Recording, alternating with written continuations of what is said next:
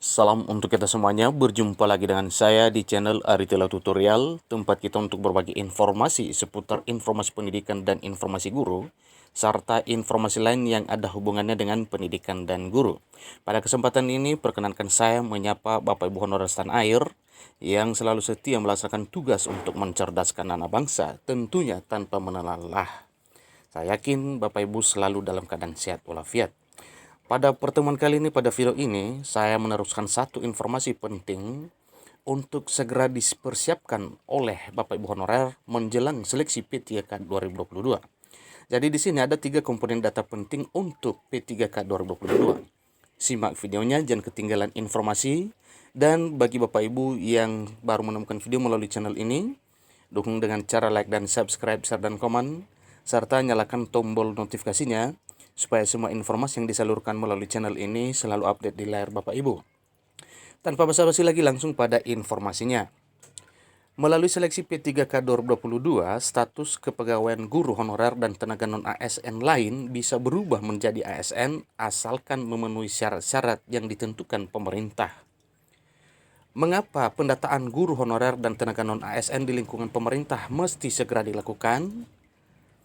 Hal ini berkaitan dengan Peraturan Pemerintah Nomor 49 Tahun 2018 di mana status kepegawaian hingga tanggal yang ditetapkan hanya akan ada PNS dan P3K saja. Hanya pegawai negeri sipil dan pegawai pemerintah dengan perjanjian kerja saja. Lebih lanjut dalam surat edaran Menpan RB nomor B garing 185 garing M.SM.02.03 2022 juga disebutkan bahwa status kepegawaian honorer akan segera dihapus. Maka dari itu, surat edaran Menpan RB terbaru yang dirilis pada tanggal 22 Juli 2022 meminta PPK segera melakukan pendataan pada guru honorer dan pegawai non-ASN yang ada di lingkungannya. Hal itu bertujuan untuk mengetahui ada berapa banyak guru honorer dan pegawai non-ASN yang memenuhi kriteria dari Menpan RB.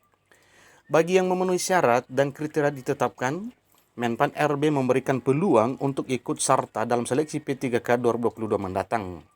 Lantas, untuk mengetahui apakah kriteria terpenuhi, guru honorer dan pegawai non-ASN lain perlu melampirkan data-data untuk membuktikan diri dan statusnya sebagai honorer.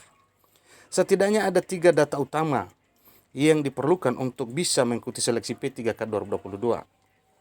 Melalui surat edaran Menpan RB nomor B garing 1511 garing M.SM.01 2022, berikut ada 3 komponen data utama untuk ikut seleksi P3K 2022. Yang pertama adalah data diri yang meliputi NIK, KK, nama lengkap tanpa gelar, kode lokasi tempat lahir setingkat kabupaten atau kota, kemudian lokasi tempat lahir, tanggal lahir, jenis kelamin, nomor peserta khusus honorer berstatus X THK 2. Status khusus honorer berstatus X THK 2. Yang kedua atau komponen kedua dari data yang diperlukan pada seleksi P3K 2022 yaitu data pendidikan terakhir yang meliputi kode pendidikan terakhir, nama pendidikan terakhir, nomor ijazah, nama sekolah atau perguruan tinggi, dan tanggal kelulusan. Komponen yang ketiga itu data jabatan terakhir, meliputi kode jabatan terakhir, nama jabatan terakhir, nomor SK, tanggal awal kerja, tanggal akhir kerja, informasi unit kerja penempatan, ini terakhir kali atau yang masih dijalani. Data tersebut dapat diserahkan kepada pejabat pembina kepegawaian PPK di lingkungan instansi pemerintahan masing-masing untuk dilakukan pemetaan.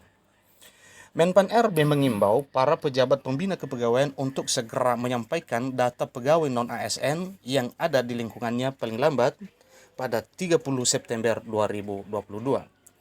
Jika hingga tanggal yang ditentukan PPK tidak juga menyerahkan data terkait, instansi pemerintah tersebut dianggap tidak memiliki tenaga honorer.